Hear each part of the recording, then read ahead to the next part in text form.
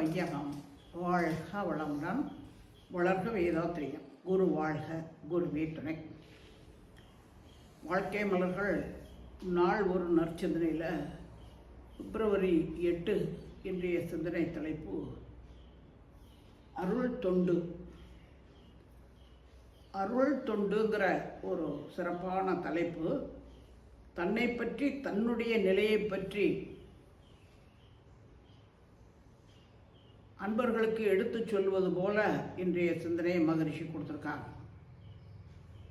அருள் என்றால் அறியாமை என்ற இருளை நீக்க வல்லது அருள்.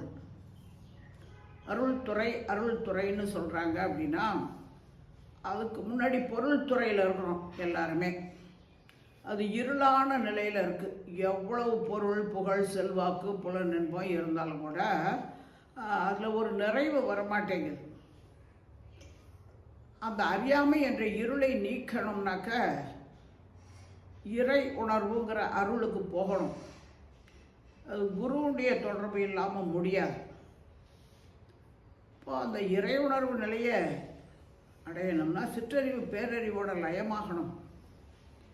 ஏன்னா அது ஆரம்பத்திலேருந்து பார்த்தோம்னா பற்றறிவாக இருக்குது, அப்புறம் கற்றறிவாக இருக்கிறது, அதன் பிறகு முற்றறிவாக, முழுமை பெற்ற அறிவாக மாறும். இந்த 3 வகையான அறிவு ஒவ்வொரு மனிதர்கிட்ட இருந்தாலும் அது பற்றறிவுங்கிறது பற்றுக்களோடு இருக்கிறது. அது தொடர்ந்து பல பிறவிகளில் வந்த பழக்க பதிவுகளோட பொருள், புகழ், செல்வாக்கு, புலன்மை இதில் பற்று வச்சுக்கிட்டே இருக்கிறது தான் பற்றறிவுங்கிறது. கற்றறிவுங்கிறது நம்ம கண்ணால் கண்டு, காதால் கேட்டு, மூக்கால் முகர்ந்து என்று பிறந்ததுலேருந்து இந்த நிமிஷம் வரைக்கும் எத்தனையோ அனுபவங்கள் நமக்கு ஏற்பட்டிருக்கு.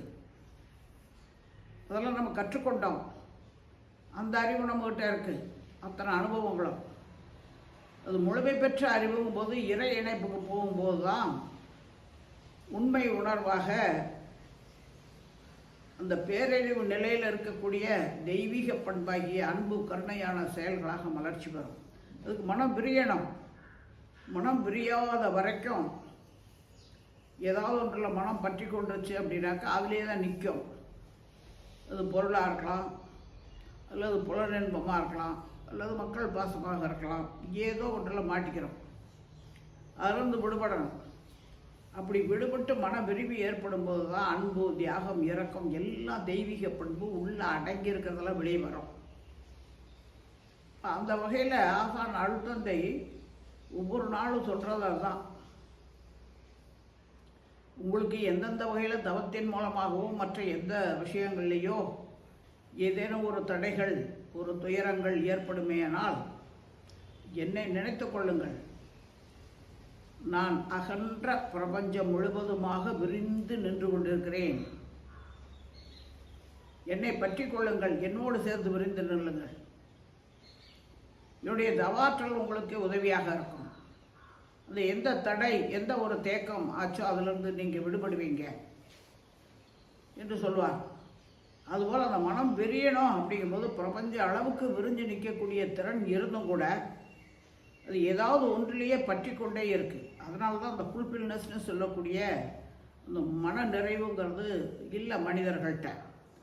அதனால் உணர்ந்தவர்கள் மற்றவர்களுக்கு உணர்த்த வேண்டிய பொறுப்பும் கடமையும் இருக்குது. அதனால தான் தொண்டுங்கிறார், அருள் தொண்டுங்கிறார்.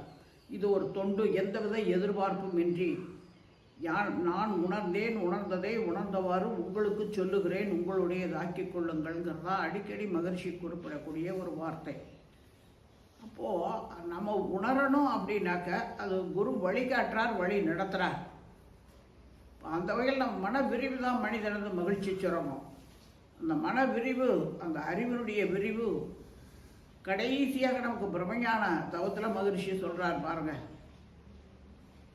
ஒவ்வொருவருடைய கருமையமும் அவரவர் வினைப்பதிவுக்கேற்ப தனித்தனியே இயங்கிக் கொண்டிருந்த போதிலும் பிரபஞ்ச காந்தத்தின் மூலமாக அனைத்து கருமையங்களும் ஒன்றிணைக்கப்பட்டிருப்பது அகத்துணர்வாகிவிடும்.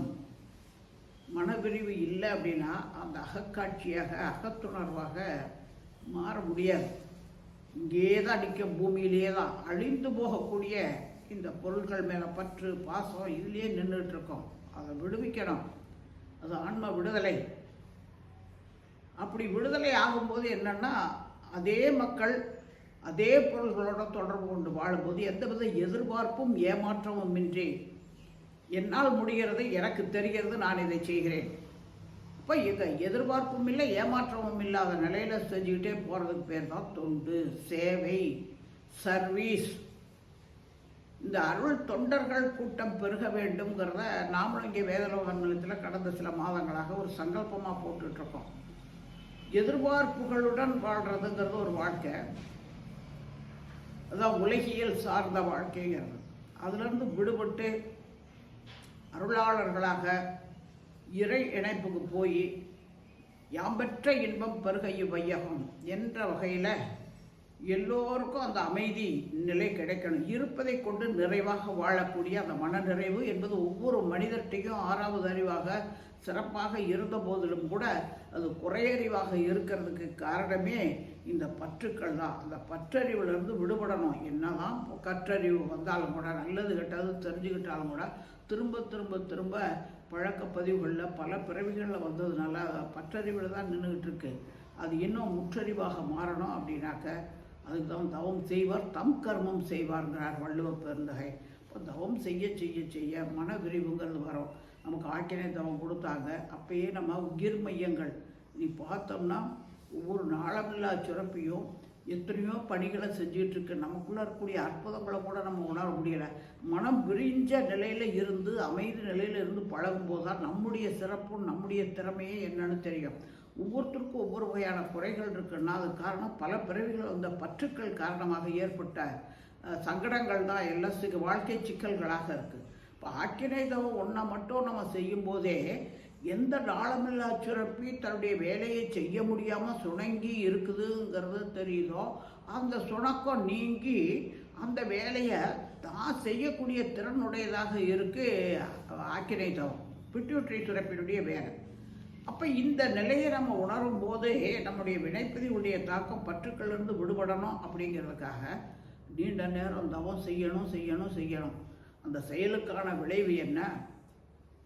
அமைதி, நிறைவு. அப்போ எங்கேயும் எதிர்பார்ப்பு இல்லாமல் நம்முடைய திறமைகளை உயர்த்தி கொண்டே வர்றோம். அது உடல் இயக்கமாக இருக்கலாம், மன இயக்கமாக இருக்கலாம், அறிவின் திறமாக இருக்கலாம், எல்லாவற்றையும் நம்ம உயர்த்தி கொண்டே வரும்போது குருவுடைய வழிகாட்டல் மூலமாக எந்தவித எதிர்பார்ப்புமின்றி நம்மளால் முடிஞ்சதை உடலால், அறிவால், பொருளால் செஞ்சுக்கிட்டே இருக்கும். அதுதான் அருள் தொண்டுங்கிறது. அதனால தான் ஆசான் அருள் தந்தை ஒவ்வொரு முறையும் ஒரு கட்டுரை எழுதினாலும் ஒரு தபால் எழுதினாலும் கடைசியில் உலக நல தொண்டன்னு போடுவார். இந்த உலக நல தொண்டனை ஒரு குருவாக அடைஞ்ச நாம் எல்லாரும் எப்படி இருக்கணும்? அருள் தொண்டர்களாக இருக்கணும். நான் அடிக்கடி ஆசிரியர் பயிற்சி எடுத்தவங்களுக்கு சொல்வேன், அருள் நிதிகளெல்லாம் அருள் நதிகளாக மாற வேண்டும். ஏன்னா அருள் நிதிங்கிற ஒரு பட்டத்தை வேதாத்திரி மகர்ஷி கொடுக்குறாரு அப்படின்னா எப்பேர் கொண்ட எந்தவித பட்டத்தையும் நம்ம பெறலாம். ஆனால் அந்த அருள்நிதிங்கிற பட்டம் அது ஒரு குருமகான் மூலமாக நம்ம பெற்றவே கொடுக்கப்பட்டது கொடுப்பதற்காக. இந்த அருள் தொண்டில் நம்ம இணைத்து கொண்டோம்னா நம்ம மற்றவர்களை அருள் தொண்டர்களாக உருவாக்கணுங்கிறதுக்காகத்தான் அந்த சான்றிதழை கொடுக்குறாங்க. அதன் பிறகு நம்ம வாழ்க்கையில் நடைமுறைப்படுத்தணும்னா செயல் செய்யணுமே. இப்போ அந்த அருள் தொண்டர் ஒவ்வொருத்தரும் இப்போ நதிகள், நதிங்கிறது ஒரு இடத்துல மட்டும் நிற்காது. குளம் கிணறு தான் ஒரு இடத்துல இருக்கும். நதிங்கிறது எல்லா இடத்துலையும் பாஞ்சு கடைசியில் கடலில் போய் சேரும். கடல்லேருந்து கிளம்புனது திருப்பி கடலுக்கு போய் சேர்ந்தா தான் ஒரு நிறைவு. ஆடின காலும் பாடின வாயும் சும்மா இருக்காதுன்னு ஒரு பழமொழி கிராமத்தில் சொல்லுவாங்க. அதுபோல் தொண்டில் தங்களை ஈடுபடுத்திக்கிட்டோம்னா அது மாதிரி நம்மளால் சும்மா இருக்கவே முடியாது. ஏன்னா இறைநிலை நமக்குள்ள, உடலுக்குள் உயிர், உயிருக்குள்ள அறிவு, அந்த அறிவே தெய்வமாக இருக்கே, அதை உணர்ந்துட்டோம். அமைதி கிட்டி போச்சு. அப்போ அந்த அமைதி எல்லாருக்கும் கிட்டணும் அப்படிங்கிற ஒரு எண்ணம் எழுச்சி. அந்த இடத்துல எதிர்பார்ப்பும் இல்லை, ஏமாற்றமும் இல்லை.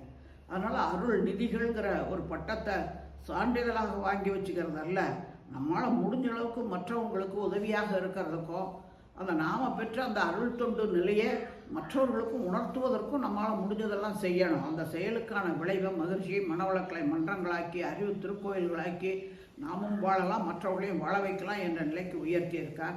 எனவே இந்த அருள் தொண்டுன்னு சொல்கிறதே அந்த இடத்துல பற்றுக்கள், என்னுடைய வீடு, என்னுடைய குடும்பம், என்னுடைய பிள்ளைகள், என்னுடைய ஈத்து பேத்து, என்னுடைய சொத்து சுகம், என்னுடைய கார் பங்களா அப்படின்னு என்னதுன்னு இல்லாமல் நாம எல்லாரும், நாம் பிரம்மம் இறைநிலையினுடைய ஒரு அங்கமாக இருக்கிறோங்கிற அந்த மனவிரிவுக்கு போகணும். அப்படி போகிறதுக்காக தொண்டு செஞ்சு தான் அந்த நிலையை நம்ம அடைய முடியுங்கிறத அவர் உலக நல தொண்டராக இருந்து நமக்கெல்லாம் உணர்த்தி இருக்கார் என்பதை தான் இன்றைய சிந்தனையில் அருள் தொண்டுங்கிற தலைப்பில் மகரிஷி நமக்கு உணர்த்துறார். மேலும் சிந்திப்போம், தெளிவு பெறுவோம். வாழ்க வளமுடன்.